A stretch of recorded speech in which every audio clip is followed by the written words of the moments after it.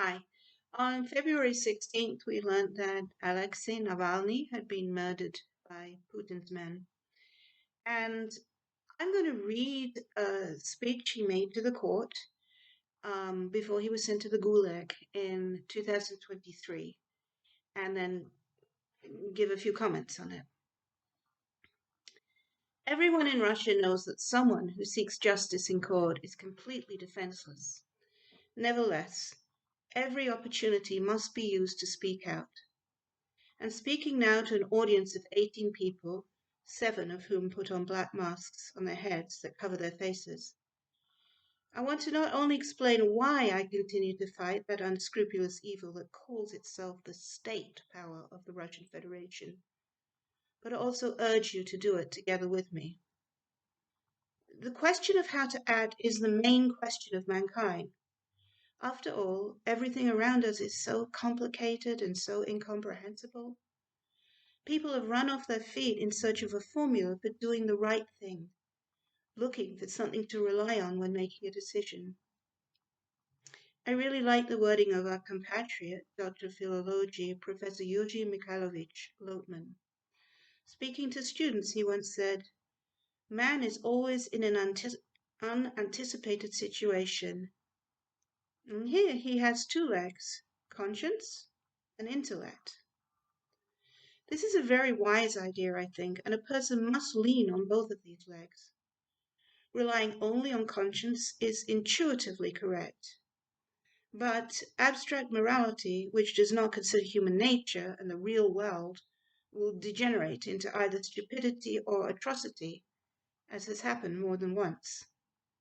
But reliance on intelligence without conscience is what is now at the heart of the Russian state. Initially, this idea seemed logical to the elites. Using oil, gas, and other resources, we will build an unscrupulous but cunning, modern, rational, ruthless state. The intellect, not limited by conscience, whispers, "Take away, steal. If you are stronger, then your interests are always more important than the rights of others." Not wanting to rely on the leg of conscience, my Russia made several big jumps, pushing everyone around, but then slipped, and with a roar, destroying everything around, collapsed.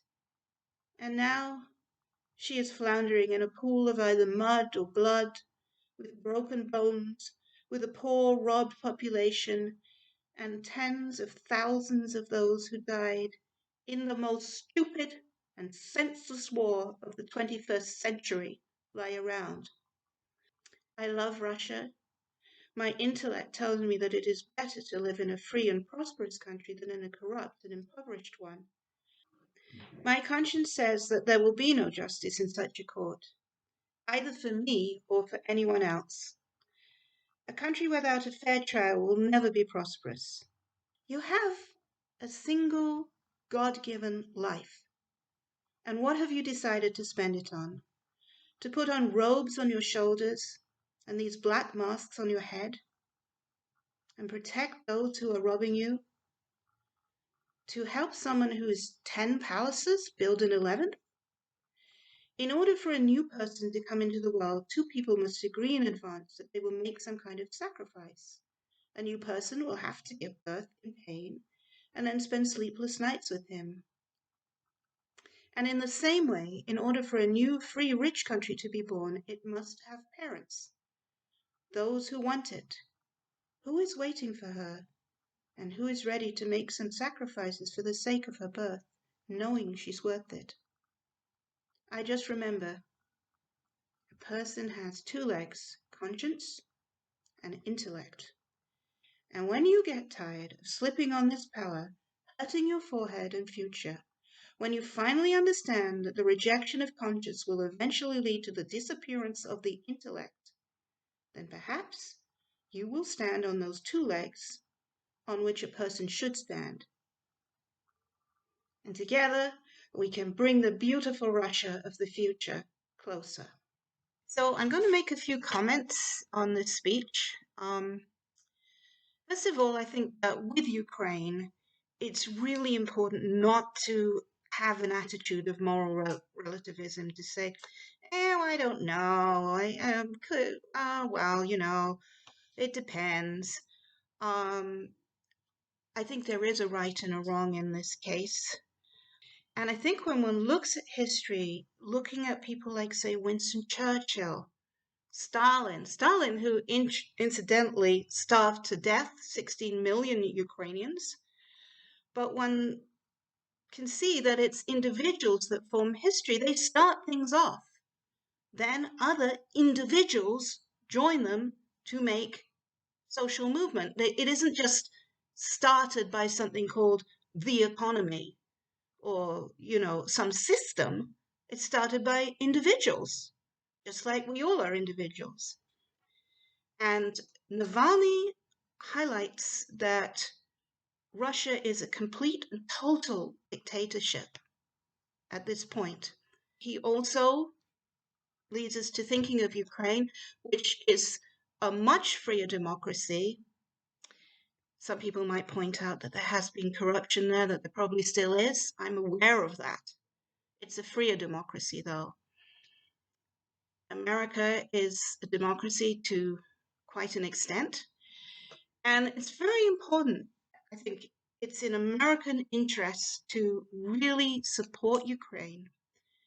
I'm not talking about boots on the ground. Drones are very effective. Funding is very effective. I'm talking about things like that. Why is it important? Why is it important for American interests?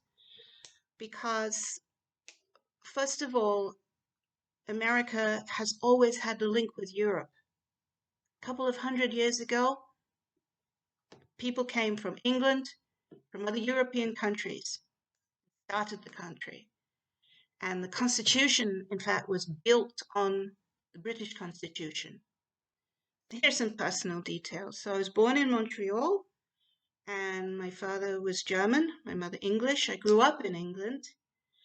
My father grew up under the shadow of Nazism, and he went to Montreal. He just wanted to get away from that. That was his personal choice.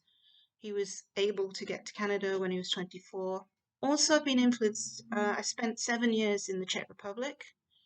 Lan and I both went over there in 1991. That's 2 years after the revolutions in Eastern Europe.